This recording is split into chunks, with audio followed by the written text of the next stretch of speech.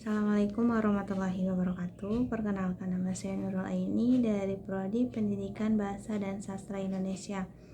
Tujuan saya membuat video kali ini yaitu untuk memenuhi tugas mata kuliah Kritik dan Esai Sastra, yaitu menjelaskan tentang aspek-aspek kritik sastra.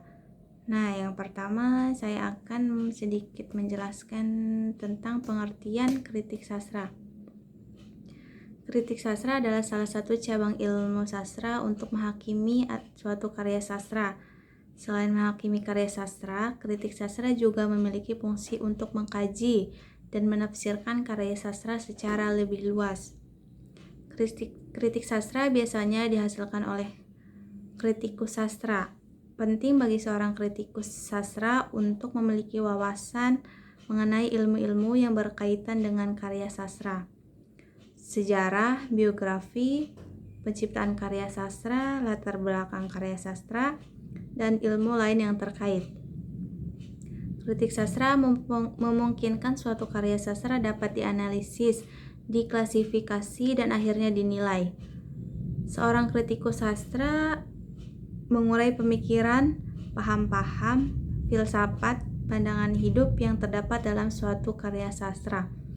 Sebuah kritik sastra yang baik harus menyertakan alasan-alasan dan bukti-bukti baik langsung maupun tidak langsung dalam penilaiannya. Nah, selanjutnya yaitu aspek-aspek pokok kritik sastra adalah analisis, interpretasi, dan evaluasi atau penilaian. Karya sastra merupakan sebuah struktur yang kompleks, maka untuk memahami perlu ada analisis,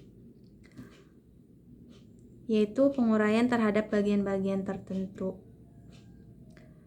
Nah, analisis itu merupakan salah satu sarana penafsiran atau interpretasi. Sebuah karya sastra itu berisi pemikiran-pemikiran yang rumit, struktur rumit, serta ditulis dengan medium bahasa yang rumit pula. Oleh karena itu, karya sastra perlu ditafsirkan untuk memperjelas artinya. Interpretasi adalah penafsiran karya sastra. Dalam arti luasnya adalah penafsiran kepada semua aspek karya sastra.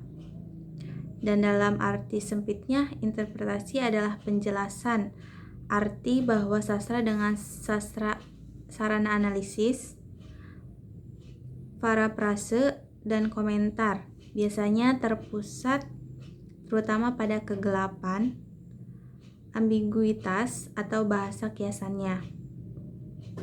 Karya sastra adalah karya seni. Oleh karena itu, harus diterangkan sampai sejauh manakah nilai seni karya sastra harus dihubungkan dengan penilaian. Ketiga aktivitas kritik sastra tersebut tidak dapat dipisah-pisahkan dalam mengkritik karya sastra karena ketiganya saling erat hubungan dan saling menentukan. Untuk menganalisis, menafsirkan, dan menilai karya sastra adalah orientasi karya sastra yang menentukan arah atau corak kritik sastra.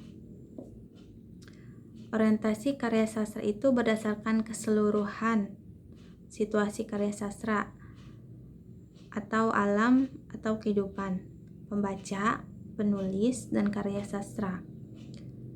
Berdasarkan hal itu ada 4 orientasi. Yang pertama orientasi mimetik, yang kedua pragmatik, yang ketiga ekspresif, dan yang keempat objektif. Nah, yang pertama yaitu ada orientasi mimetik, memandang karya sastra sebagai tiruan, cerminan, ataupun representasi alam maupun kehidupan. Kriteria yang dikenakan pada karya sastra adalah kebenaran, representasi objek-objek yang digambarkan ataupun hendak digambarkan. Kedua yaitu ada orientasi pragmatik. Orientasi pragmatik yaitu memandang karya sastra sebagai sarana untuk mencapai tujuan pada pembaca atau tujuan keindahan, jenis-jenis emosi, ataupun pendidikan. Orientasi ini cenderung menimbang nilai berdasarkan pada berhasilnya mencapai tujuan. Nah, yang ketiga yaitu ada orientasi ekspresif, yaitu memandang karya sastra sebagai ekspresi luapan, ucapan, perasaan sebagai hasil imajinasi pengarang. Kemudian pikiran-pikiran perasaannya.